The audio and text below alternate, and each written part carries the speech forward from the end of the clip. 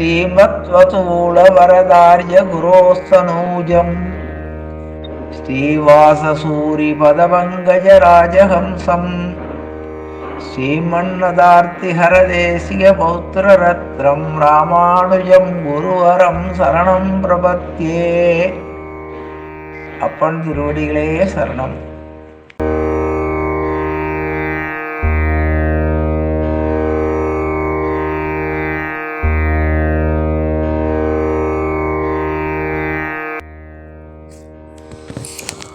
ஓம் ஸ்ரீசைலேசதயாபாத்திரம் தேவக்யாதிகுணார்ணவம் யதீந்திரப்பிரவணம் மந்தே ரம்யஜா மாதரம் முனிம் லக்ஷ்மீநாதசமாரம்பாம் நாதயாமுனமத்தியமாம் அஸ்மதாச்சாரியபரியந்தாம் மந்தே குருபரம்பராம் யோ நித்யமச்சுதபதாம்புஜயுக்மருக்ம வியமோகதஸ்ததிராணிதிர்நாயமேனே அஸ்மத் குரோர்பகவதோஸ்ய தயகஸ்தோ ராமானுஜஸ்ய சரணௌ சரணம் பிரபத்யே.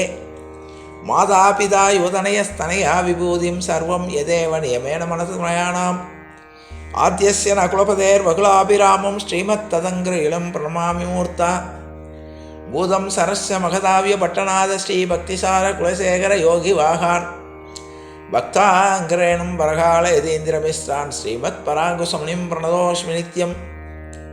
குருமுகமனதீப்ய பிராக வேதானசேஷான் நரபதி பரிக்ளுப்தம் சுல்கமாதானுகாமக ஸ்வசர்மமரவந்தியம் ரங்கநாதக்ஷ சாட்சாத் தியுகுலதிலகம் தம் விஷ்ணுசித்தம் நமாமே.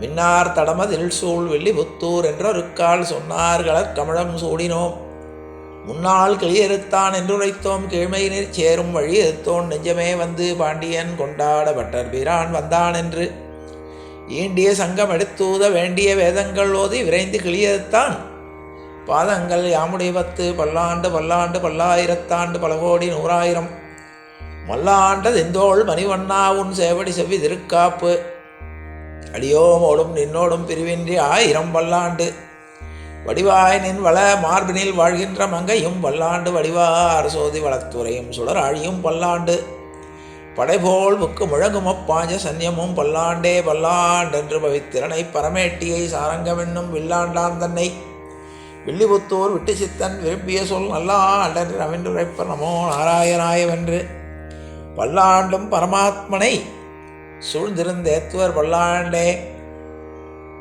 பூமண்ணுமாது பொருந்திய மார்பன் புகழ் மலிந்த பாமண்ணுமாறன் அடிபணிந்துய்ந்தவன் பல்கலையோர் தாமண்ணி வந்த ராமானுசன் சரணாரவிந்தம் நாமண்ணி வாழ நெஞ்சே சொல்லுவோம் அவன் நாமங்களே. ஆழ்வார் திருவடிகளே சரணம், ஆச்சாரியன் திருவடிகளே சரணம், ஜீயர் திருவடிகளே சரணம். உய்ய ஒரே வழி உடையவர் திருவடி. எல்லோருக்கும் அடியனுடைய நமஸ்காரங்கள். பிள்ளையுடைய பிரபாவங்களை பார்த்தோம். குரு பரம்பரையை அனுபவிக்கும் போது கொஞ்சம் நெருடல் கூட உண்டு நமக்கு. என்னென்றால் பெருமாளுடைய வைபவங்களை சொல்லும்போது ரொம்ப சுலபம். ஏன்னா அதை அளவிட முடியாத சமுத்திரம். அதில் எந்த பக்கத்தில் நின்று வேணாலும் நம்ம சொல்லிடலாம். அதுக்கு கிளை கதைகள் இதெல்லாம் ஆச்சாரிய புருஷர்கள் நிறைய சொல்லிட்டார்கள். அடுத்ததாக பகவான் தான் அவதரித்து இந்த ஜனங்களை திருத்தினா கூட திருப்தி அடையாத பகவான்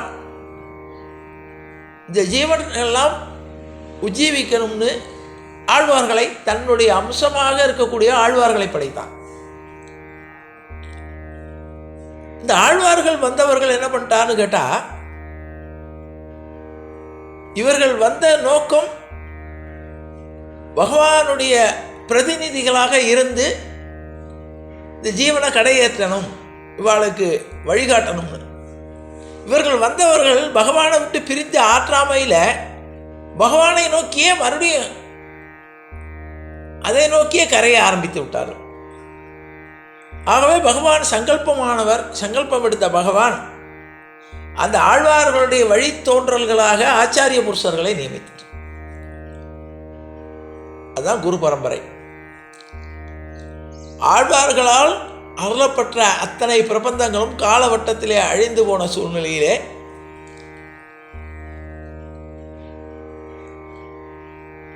திவ்ய தேசத்துக்கு சென்ற நாதமுனிகள், ஏன்னா அப்போல்லாம் எழுத்து கிடையாது, ஆயிரக்கணக்கான வருஷங்களுக்கு முன்னால் செவி வழியாக அந்த செய்திகள் சொல்லப்பட்டு வந்தன. அப்போ ஒரு இடத்துல நம்ம பார்த்தோம், ஆறாவமுதனுடைய சன்னதியிலே திவ்ய தேச யாத்திரைக்கு சென்ற நாதமுனிகள், அந்த பட்டர் சுவாமிகள் அங்கே இருக்கிற பட்டாச்சாரியார் பெருமாளுக்கு கற்பூர ஆரத்தை காட்டும்போது ஒரு 10 பாசுரங்கள் அந்த ஆறாவமுதன் மேலே, ஆறாவமுதே அடியே நுடலம் நின்பால் அன்பாயே நீராய் அலைந்து கரையவிருக்கின்ற நெடுமாலே சீரார் சென்னல் கவரி வீசும் செழுநீர் திருக்குழந்தை ஏறார் கோழ இலக்கண்டாய் கண்டே நம்மானேன்னு அப்படி ஒரு 10 பாசுரம் சொல்கிறார். நம்மாழ்வாருடைய பாசுரம் அந்த திருக்குழந்தை சாரங்கபாணி சுவாமிகள் மேலே எழுதினது. கடைசியாக முடிக்கும்போது அந்த கடைசி தனியல்ல 1010 பற்றி சொல்கிறார். 1010 பாட்டை இதை ஒரு 10 பாட்டு, 1010 பாடினா உங்களுக்கு இது கிடைக்கும்னு அதனுடைய சொல். உடனே இந்த பட்டாச்சாரியார்கிட்ட கேட்குறார், சுவாமி 1010ன்னு சொல்கிறீங்களே, 10 தானே சொன்னீங்க, பாக்கி 1000 உங்களுக்கு தெரியுமான்னு கேட்குறாரு. எனக்கு தெரியாதுன்னு சொன்னார். இந்த கதையெல்லாம் சொன்னேன் ஏற்கனவே குரு பரம்பரையில் ஆரம்பத்தில். அதைத் தொடர்ந்து அவர் போய் திருக்குறுங்குடியில் போய் நம்மாழ்வாருடைய சன்னதியில் நின்று அங்கே இருக்கக்கூடிய ஆச்சாரியார்கள்ட்ட கேட்டால் யாருக்கும் தெரியல. அப்போ சொன்னார், இங்கே மதுரகவி ஆழ்வார்னு அவர் தான் இந்த 4000 பாசுரங்கள் 1000 பாசுரங்களையும் எடுத்தவர் அவர் தான். அதனால் அவர் கண்ணியன் உன் சிறுத்தாம்புன்னு சொல்லியிருக்கா. அதை 1000 முறை நீங்கள் அந்த நம்மாழ்வாருடைய ஸ்வரூபமாக இருக்கக்கூடிய அந்த புளிய மரம் இன்றைக்கும் இருக்குது. நம்மாழ்வாருடைய ஸ்வரூபமாக இருக்கக்கூடிய அந்த புளிய மரத்துக்குள்ள இருந்ததோடு 1000 முறை ஜெபிச்சேல்னா நம்மாழ்வார் காட்சி கொடுப்பார் அப்படின்னார். உடனே நாதமுனிகள் அங்கே இருந்துட்டு கண்ணீனொன்று சிறுத்தாம்பிரால் கட்டுண்ண பண்ணிய பெருமாயன் என்ன பணியில் நன்னி தென்குருகோர் நம்பி என்ன கால் அன்னிக்கும் அமுதூரும் என் நாவுக்கே. இந்த கண்ணினுன் சிறுத்தாம்பு மாத்திரம் ஆச்சாரிய நிஷ்டைக்கு உதாரணமாக சொல்லணும்னா மதுரகவியால் தான் சொல்லுவார். ஆச்சாரியன் மேலே அபிமானத்தோட பக்தியோட சிரத்தையோடு இருக்கணும்னா யாருன்னு கேட்டால் அவர் ஒருத்தர் தான் நமக்கு உதாரண புருஷர். எப்படி ஏகபத்தினி விரதனா ஒருத்தன் இருக்கான்னா உதாரண புருஷனாக யாரை எடுத்துக்குவோன்னா ராமச்சந்திரமூர்த்தி தான் எடுத்துக்குவான். இந்த இப்பிறவியில் இருமாதரை சிந்தையாளும் தொடைன்னு சொன்னார் உதாரண புருஷன். அப்போ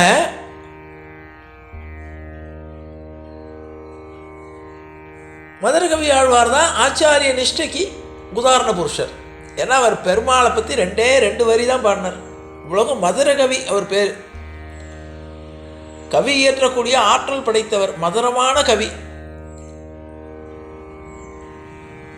ஆனால் அவர் அப்படிப்பட்டவர் ஆச்சாரியனை பற்றி 10 பாசனம் தான் 10 பாசனம் தான் மொத்தத்தில் பாடினார். அதில் 2 வரி தான் பெருமாள். கண்ணீனுன் சிறுத்தாபிரால் கட்டுண்ண பண்ணிய பெருமாயன், அதோடு சரி. உடனே நன்னி தென்குருகோள் நம்பி என்னக்கால் அன்னிக்கும் அமுதூரும் என் நாவுக்கேன்னு சொல்லிட்டு நாவினால் நவிட்டு இன்பம் எய்தினேன் இப்படி சொல்லிட்டு நம்மாழ்வாருடைய பிரபாவங்களை பாட ஆரம்பிச்சிட்டார். என்னால் 1000 முறை சொன்னோட நம்மாழ்வார் காட்சி கொடுத்தார். இல்லை குரு பரம்பரை நிறைவு பெறப்போகிறது, அதனால் கொஞ்சம் ஃப்ளாஷ்பேக். சொன்ன உடனே நம்மாழ்வார் காட்சி கொடுத்தார். காட்சி கொடுத்த உடனே சுவாமி உங்கள் பாசுரங்களை கேட்டேன், 6ஆவமுதனை கேட்டேன், 6ஆவமுதனை சேவிக்க போனேன் கேட்டேன். உங்களுடைய 1010னா எனக்கு 10 தான் கிடைச்சிது, உங்களுடைய 1000 பாசுரங்களும் எனக்கு கிடைச்சதுன்னா நல்லா இருக்குமே அப்படின்னார். அப்போ சொன்னார் நம்மாழ்வார், நீ நினைக்கிற மாதிரி 1000 பாசுரம் இல்லைப்பா, 4000 பாசுரங்கள் இருக்குது. மற்ற ஏனைய ஆழ்வார்கள் பாடின பாசுரங்களும் இருக்குது, அதையும் சேர்த்து தரேன்னு சொல்லி பிரத்யட்சமாயி நம்மாழ்வார் திருவாக்கினால் உபதேசிக்கப்பெற்ற 4000 தான் இன்றைக்கி நம்ம சொல்கிறோம். எவ்வளோ பாக்கியம் பாருங்க நமக்கு. நம்மாழ்வார் விஸ்வக்சேனருடைய அம்சம். பெருமாளுடைய நம்ம ஆச்சாரிய பரம்பரையில் வரும்போது முதல்ல பெருமாள் தான் நமக்கு பிரதான ஆச்சாரியன். அதுக்கப்புறம் பெருமாளுக்கு கீழே வரக்கூடியது தாயார். தாயாருக்கு அடுத்த படியில் இருக்கக்கூடிய ஆச்சாரியர் விஸ்வக்சேனர். விஸ்வக்சேனருடைய அம்சமாக இருக்கக்கூடிய நம்மாழ்வார். இப்படி படிக்கட்டாக போகிறது. நம்ம பெருமாள்கிட்ட போகணும்னா இவாளுடைய ஒவ்வொருத்தாளுடைய திருவடிகளை அனுசரிச்சுட்டு தான் போக முடியும். எப்படி நம்ம ஒரு பிரதமரையோ அல்லது ஒரு ஜனாதிபதியோ பார்க்கணும்னா எப்படி கலெக்டருக்கு மனு போட்டு அவள் ரெக்கமெண்ட் பண்ணி அங்கங்கே போய் கடைசியில் அங்கே செக்யூரிட்டி செக் முடிஞ்சு எப்படி அந்த உயர்ந்த நிலையில் இருக்கக்கூடியவர்களை அடைகிறோமோ, பார்க்குறோமோ அல்லது பேசுகிறோமோ, பகவானை அடைவது என்பது ஆச்சாரியனுடைய திருவடியை பற்றி கொண்டு ஆச்சாரியன் மூலமாக ஒவ்வொரு படிக்கட்டாக ஏறி கடைசியில் தாயாரை அனுசரித்து கொண்டு தாயாருடைய பரிந்துரையின் பேரில் பெருமாள்கிட்ட போகணும்.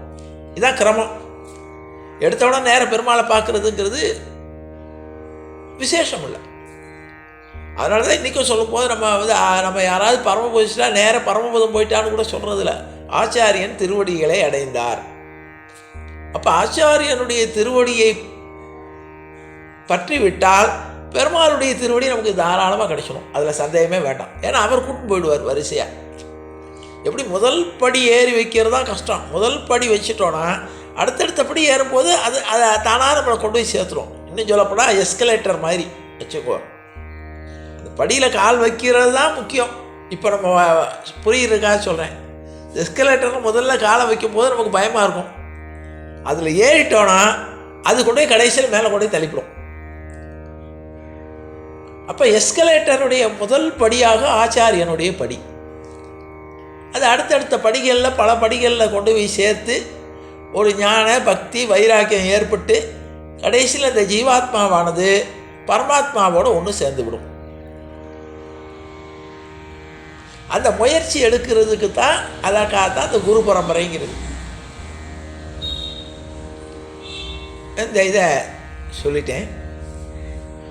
ஏற்கனவே நாதமுனிகளுக்கு அப்புறம் உய்யக்கொண்டார் வரிசையாக உய்யக்கொண்டார் மூலமாக ஆளவந்தார் ஆளவந்தாருக்கு அப்புறம் ராமானுஜர் கடைக்கோடி ஜீவன்களை உய்விக்க ராமானுஜர் வந்தார்.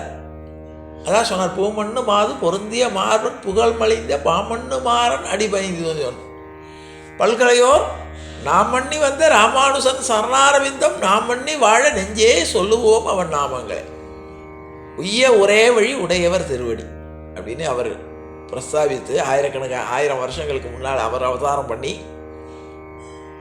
அவர் ஆதிசேஷனுடைய அம்சமாக அவதாரம் பண்ணி பல்வேறு கிரந்தங்களை நமக்கு கொடுத்து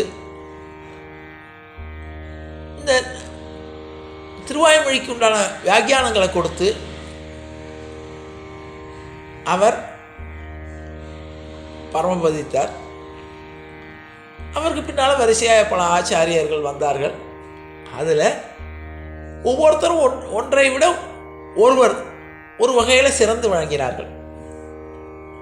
கடைசியாக நம்ஜியரை பார்த்து இப்பொழுது நம்பிள்ளை பிரபாவம் வரைக்கும் பார்த்தோம்.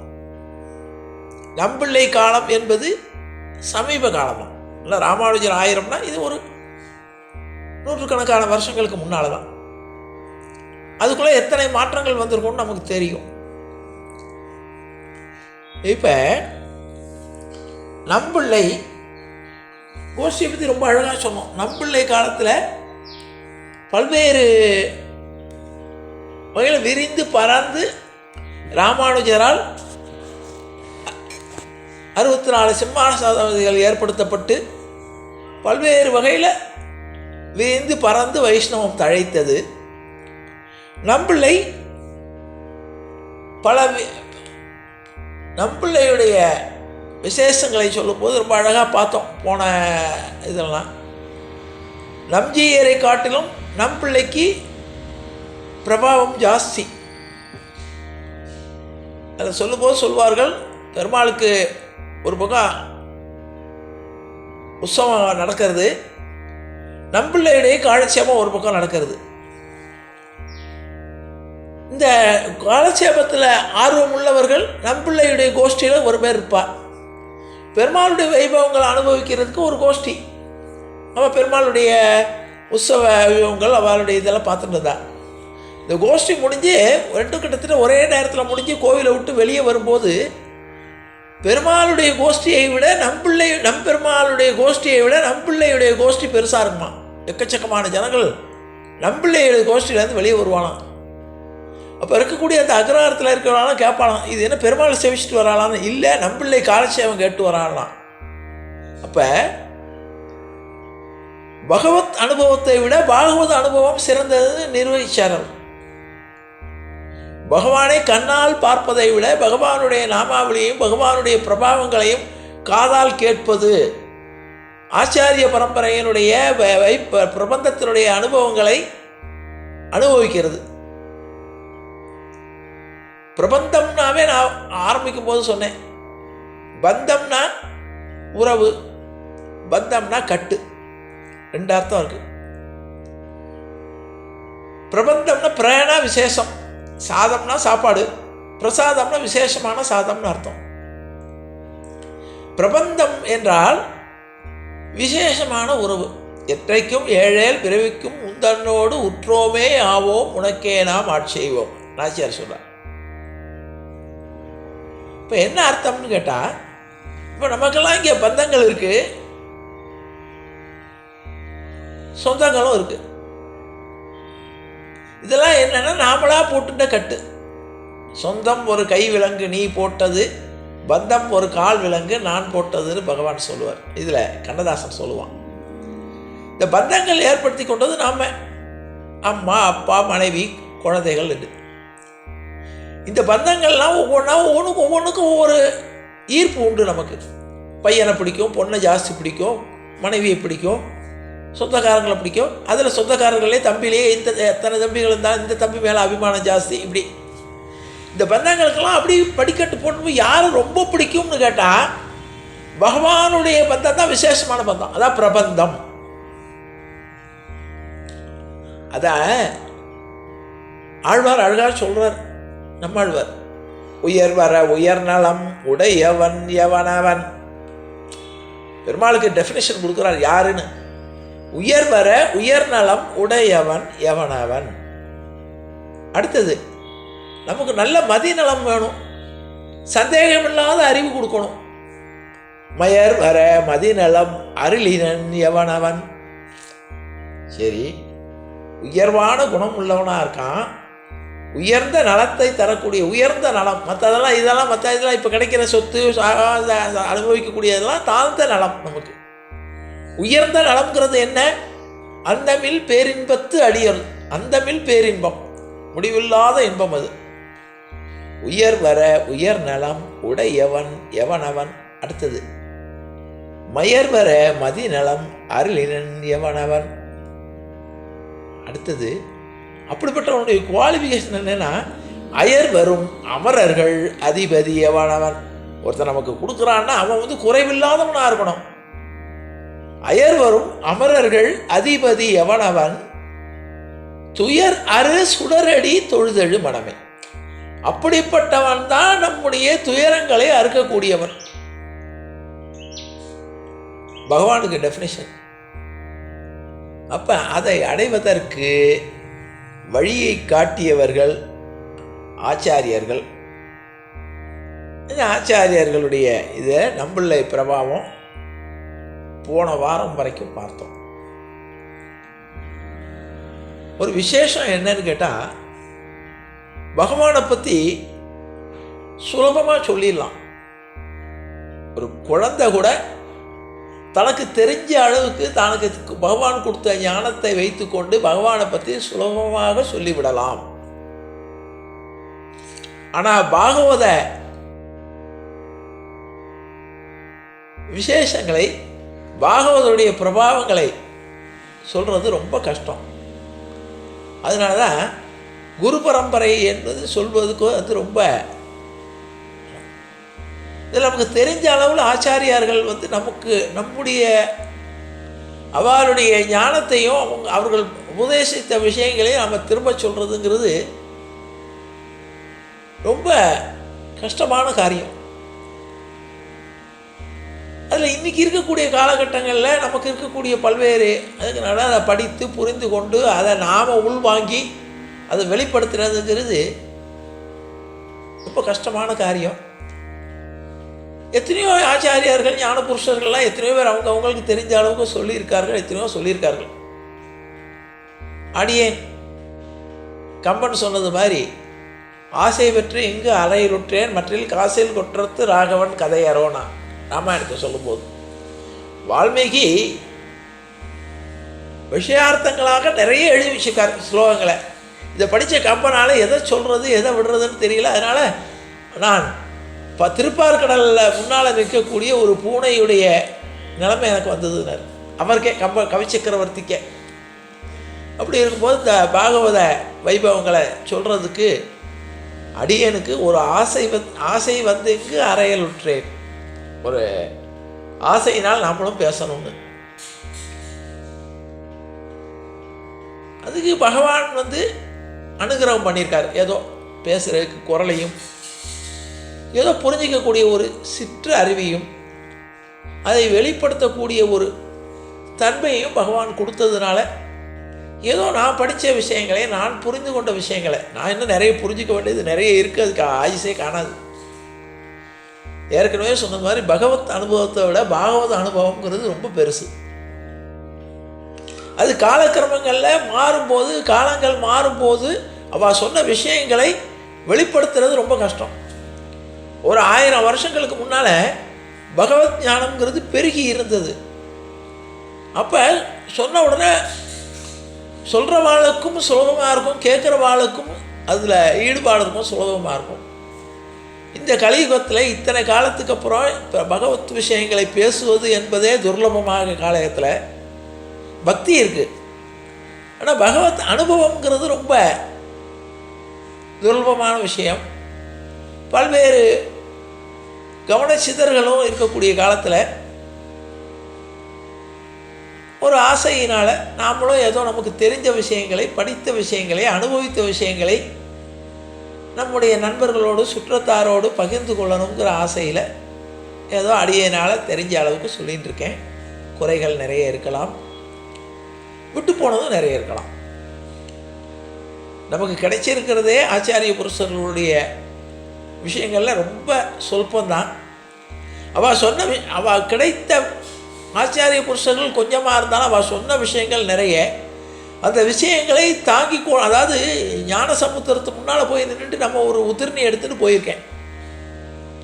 நம்முடைய அறிவுங்கிறது என்னுடைய அறிவு என்பது அடியனுடைய அறிவு என்பது ஒரு சின்ன உதிர்ணி தான். பகவத் விஷயங்கள் பாகவத பிரபாவங்கள் சமுத்திரம் அளவுக்கு இருக்குது. அந்த சமுத்திரத்தில் அடியேனால் நிறைய ஞானவசர்கள் நிறைய பண்டிதர்கள் அவர்கள் ஒரு டம்ளரில் எடுத்துகிட்டு போகிறான். அவளுடைய டம்ளர் அவளுடைய அறிவாக இருக்குது. அவளுடைய அறிவுங்கிறது ஒரு டம்ளர் அளவில் இருக்குது, ஒரு குலாத்தரத்து அளவில் இருக்குது, ஒரு குடத்தளவில் இருக்குது, ஒரு சொம்பு அளவில் இருக்குது. அடியேனால் ஒரு உத்திரணி அளவுக்கு கூட எடுத்துகிட்டு போக முடியல. அந்த உத்திரனை எடுத்துக்கொண்டு சிந்தாமல் சிதறாமல் அதில் ஒரு துளியைத்தான் நான் உங்களுக்கு கொடுக்க முடிந்தது என்ற அளவிலே இந்த உரையை தொடர்கிறேன். இப்போ நம்பிள்ளை பிரபாவத்தை பற்றி பார்த்தோம், நம்பிள்ளையோட அடக்கத்தை பார்த்தோம். நம்முடைய ஆச்சாரிய புருஷர்கள் நமக்கு கற்றுத்தரக்கூடிய விஷயங்கள் அத்தனை விஷயங்கள் இருந்தாலும் இன்னொரு ஆச்சாரியாரை மதிக்கக்கூடிய இதை பார்த்தேன். போன வாரம் பார்த்தோம். இப்போ நம்பிள்ளை பரமபதிக்கிறார். திருவீதை பிள்ளையுடைய மடியில் தலையை வைத்துக்கொண்டு பின்பழகிய பெருமாள் ஜீயர் அவருடைய மடியிலே தன்னுடைய காலை நீட்டிக்கொண்டு பெருமாளையும் ஆச்சாரியனையும் நினைத்து கொண்டு பரமபதிக்கிறார். ஏற்கனவே நம்பிள்ளை சொன்னார், உடம்பு முடியாமல் இருக்கும்போது அவருக்கு மாந்திரிகம் பண்ணி கொண்டு வரா, இந்த எந்திரத்தை வச்சுக்கோங்கன்னு அப்போ சொல்கிறார். இதெல்லாம் கூடாது. நம்ம வைஷ்ணவன் பெருமாளை தவிர வேறு எந்த ஒரு நினைவும் இருக்கக்கூடாது. விண்ணகம் புகுவது மன்னவர் விதியேன்னு நம்மாழ்வார் சாதிப்பார். வைகுந்தம் புகுவது மன்னவர் விதியே. நமக்கு வைகுந்தம் கிடைக்கணுங்கிற பிராப்தம் இருந்தால் தான் இந்த மாதிரி சத் விஷயங்கள் நமக்கு ஈடுபாடு ஏற்படும். அது நமக்கு விதிக்கப்பட்டது. அது எந்த அளவுக்கு நமக்கு தகுதி இருக்கோ தகுதி இல்லையோ கிடையாது, அது பின்னால் வரும். நான் அழகாக சொல்லுவார், பின்னால் பெரியவாச்சாம்பிள்ளை சொல்லுவார். நமக்கெல்லாம் எப்படி சிபாரிசு எப்படி கிடைக்கிறதுங்கிறதுக்கு பெரியவாச்சாம்பிள்ளை பின்னால் வரும் அடுத்த இதில். அப்போ அதை பற்றி கவலைப்படக்கூடாது. ஒரு வைஷ்ணவனானவன் வைகுந்தத்துக்கு போகக்கூடிய இதில் இந்த சரீரத்தினுடைய உபாதைகளை பெருசாக எடுத்துக்கக்கூடாது. ஆகவே இதற்கு ஒன்றுமே எனக்கு வேண்டாம், பெருமாளிடம் சரணாகதி பண்ணிவிட்டு இருக்கணும்னு சொல்லிட்டு சொன்னார்னு சொன்னோம். இப்போ பரமபதிக்கிறார். பரமபதித்த உடனே திருவிதி பிள்ளை ஆனவர், அவர் குரத்தாழ்வானுடைய வம்சத்தில் வந்த அவர் உடனே என்ன பண்ணாராம், பரமபதிச்ச உடனே தான் சவரம் பண்ணிட்டு அவருக்கு சம்ஸ்காரம் பண்ணுற அளவுக்கு தயாராகிட்டார்.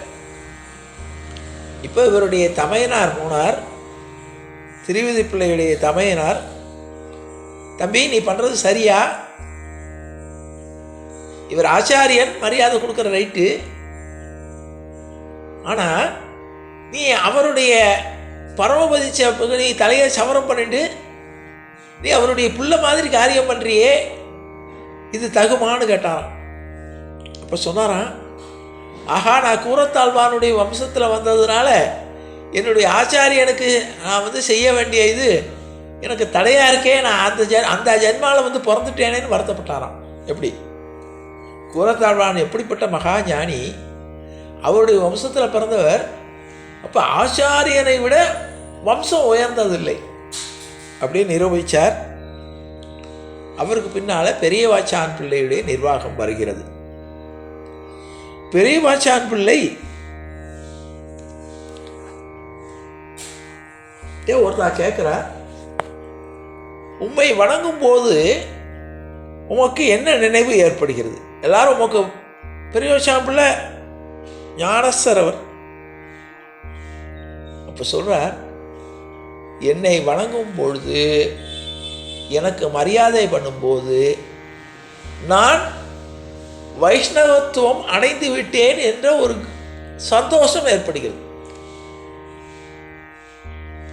இப்போ நம்மளே நெத்தி கட்டுன்னு போனோம், ஒருத்தர் மரியாதை பண்ணுறார், அது நாராயணனுக்கு கொடுக்குற மரியாதையா?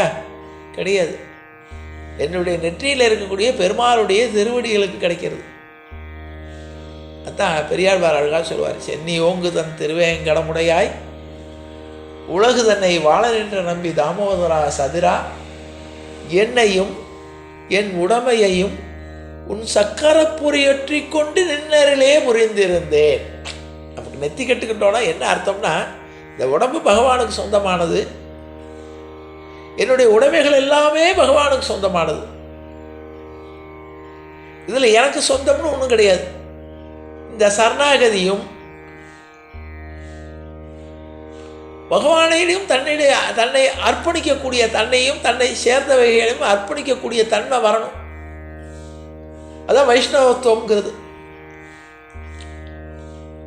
இப்போ நமக்கு கிடைக்கக்கூடிய மரியாதை எல்லாம் நமக்குள்ள ஜீவாத்மாவுக்குள்ளே இருக்கக்கூடிய பரமாத்மாவுக்கு கிடைக்கக்கூடிய மரியாதை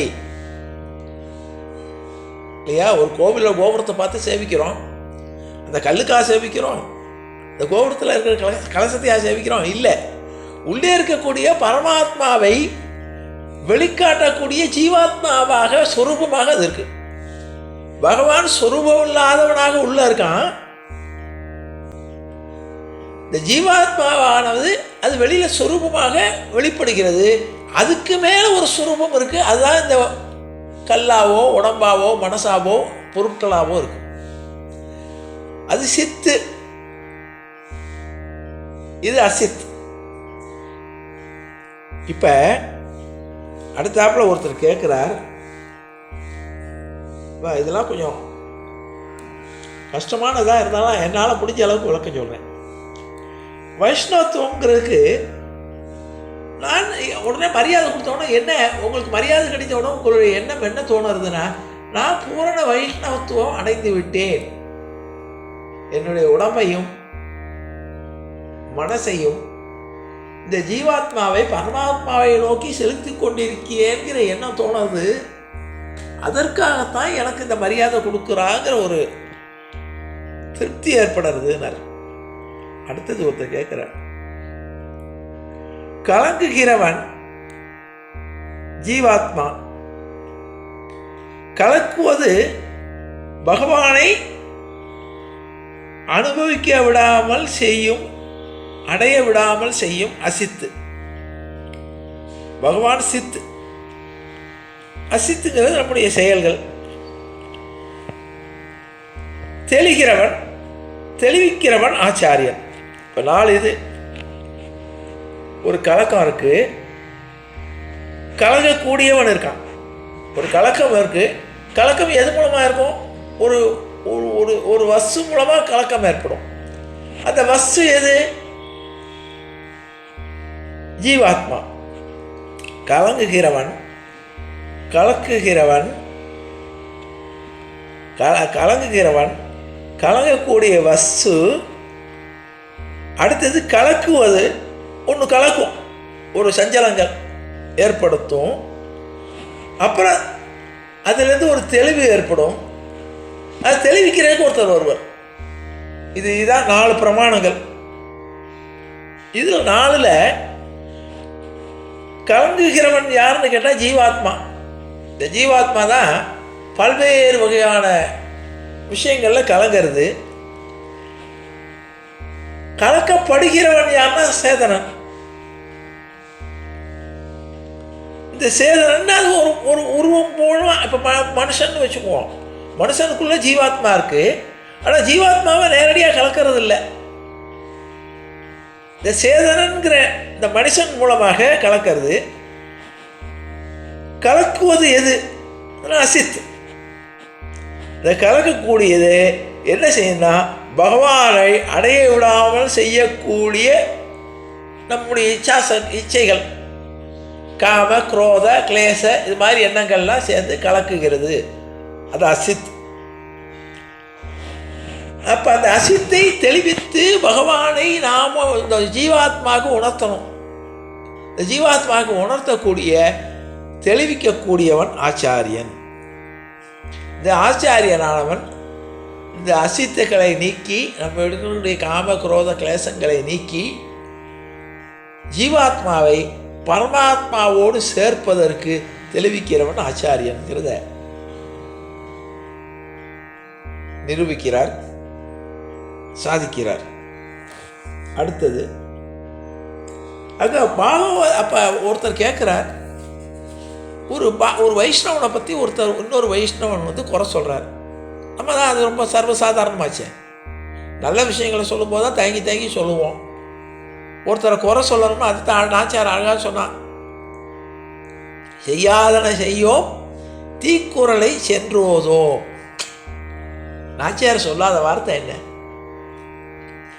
செய்யக்கூடாத விஷயங்களை செய்யக்கூடாது, சொல்லக்கூடாத விஷயங்களை சொல்ல மாட்டோம்னா, அதாவது அடுத்தவனை பற்றி புறஞ்சொல்றது, அடுத்தவனை குறை சொல்கிறது, அது பாகவத அபச்சாரம்ங்கிறார் பெரிய வச்சாம்பிள்ள. என்ன பாகவத அபச்சாரம்னா, ஒரு வைஷ்ணவர் இன்னொரு வைஷ்ணவரை பற்றி சொல்கிறார். அப்போ சொல்கிறார், பாகவத அபச்சாரம், பகவத் அபச்சாரத்துக்கு மன்னிப்பு உண்டு. பாகவத அபச்சாரம்ங்கிறது பெரிய விஷயம். பகவத் அபச்சாரம், பகவத் வைபவம் சாதாரணம். நான் ஆரம்பிக்கும் போதே சொன்னேன், அது பெரிய வச்சாம்பிள்ள வார்த்தையில் வர்றது. பகவத் வைபவம்ங்கிறது சாதாரணம், பாகவத வைபவம் விசேஷமானது.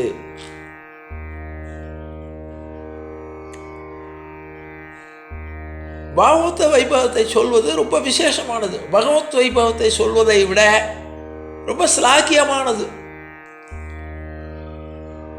அப்படின்னு சாதிக்கிறார். திருவாய்மொழி 24,000 படியை தவிர மற்றதுக்கெல்லாம் பெரியவாச்சான் பிள்ளை வியாக்கியானம் செய்தருள்கிறார். இதில் பெரியவாச்சான் பிள்ளையுடைய வியாக்கியானங்கள் பல விஷயங்கள் நல்லா நிறைய இதெல்லாம் இருக்குது. அடியனுக்கு தெரிஞ்ச அளவுக்கு நான் சொல்லியிருக்கேன். அவருடைய பிரபாவங்களை 1000 நாவு படைத்த ஆதிசேஷனால் கூட சொல்ல முடியாது.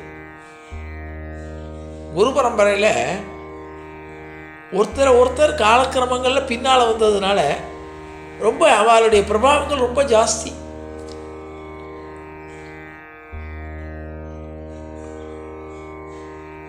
அப்படிப்பட்ட சூழ்நிலையில் பெரியவாச்சான் ஒரு காரியம் பண்ணுறார்.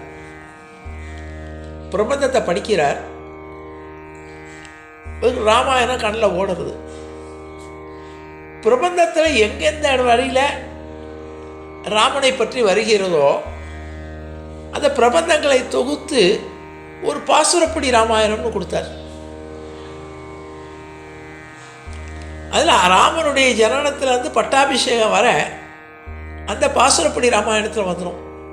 அதில் ஒரு வார்த்தை கூட இவருடைய வார்த்தையே கிடையாது. எல்லா பிரபந்தத்தில் அங்கங்கே அந்தந்த ஆழ்வார்கள் சாதித்த வரிகளை எடுத்து கோர்த்து அதை ஒரு மாலையாக்கி பாசுரப்படி ராமாயணமாக கொடுத்தார் நமக்கு. இன்றைக்கே நாம் அதை சேவித்தோன்னா 2 பலன். அதாவது பழத்தை புழிஞ்சு சாராக்கி அதில் சர்க்கரை போட்டு ஜூஸ் சாப்பிட்டது மாதிரி. ஒரு பலன் என்னன்னா பிரபந்தத்தை சேவித்த பலனும் உண்டு, ராமாயணத்தை அனுபவித்த பலனும் உண்டு. ராமாயணத்தை பூரா படிக்கிறதுங்கிறது ஆயுசு போராது. அது ஆழ்வார் பாசுரங்களை படிப்பதற்கு நமக்கு அவ்வளோ தூரம்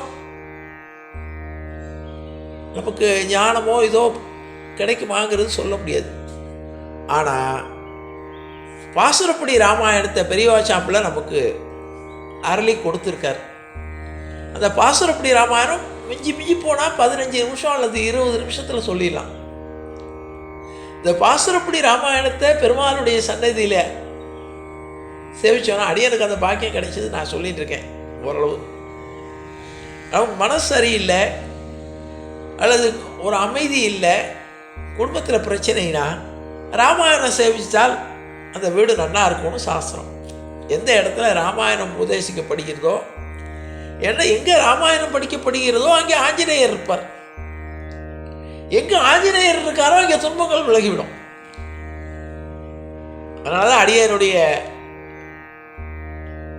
குடிசைக்கு மாருதி நிவாசம்னு பேர் வச்சேன். ஆஞ்சநேயர் நிவாசம் பண்ணக்கூடிய இடம். ஆஞ்சநேயர் எப்போ நிவாசம் பண்ணுவார்? எந்த இடத்துல ராமநாமம் ஒலிக்கிறதோ, ராமனுடைய பிரபாவங்கள் பேசப்படுகிறதோ, ராமனுடைய சரிதம் பேசப்படுகிறதோ அங்கே ஆஞ்சநேயர் இருப்பார். நம்ம ஆஞ்சநேயரே ஸ்லோகம் சொல்ல வேண்டாம், பாடம் கூப்பிட வேண்டாம், வாங்கோன்னு கூப்பிட வேண்டாம், பழம் கொடுக்க வேண்டாம், வெத்தலை வாக்கு வச்சு மரியாதை பண்ண வேண்டாம். ராமன்னு சொல்லிட்டு ஆஞ்சநேயர் வந்து கையை கட்டின்னு உட்கார்ந்து விடுவார். நாம் பார்த்து முடிக்கிற வரைக்கும் அவர் உட்கார்ந்து பொறுமையாக கேட்பார். இது ராமநாமத்தை எந்த ருச்சித்தே ராமா ஏம ருச்சித்தேன்னு பாடுவார் தியாகராஜா. ரம்யத்தே இதி ராமா. ராமாங்கிற நாமா வந்து ரம்யக்கு சொல்ல ராமன் ஸ்வரூப லட்சணம், குணலட்சணம், குண சௌந்தரியம், ஸ்வரூப சௌந்தரியம் ரெண்டும் உள்ளவன். சில பேர் ஆள் அழகாக இருப்பா, அவளுடைய குணம் அழகாக இருக்காது. சில பேருக்கு குணம் அழகு இருக்கும், ஆள் அழகு இருக்காது. ராமனுக்கு எப்படின்னா ஸ்வரூபமும் சௌந்தரியமாக இருக்கும், குணமும் சௌந்தரியமாக இருக்கும். ஆழ்வார்கள்லாம் அனுபவிப்பான். ஏழை ஏந்திலன்னு பார்க்காம குகனை ஏத்துண்ட, ஒரு விலங்குன்னு பார்க்காம சுக்ரீவனை ஏத்துண்ட,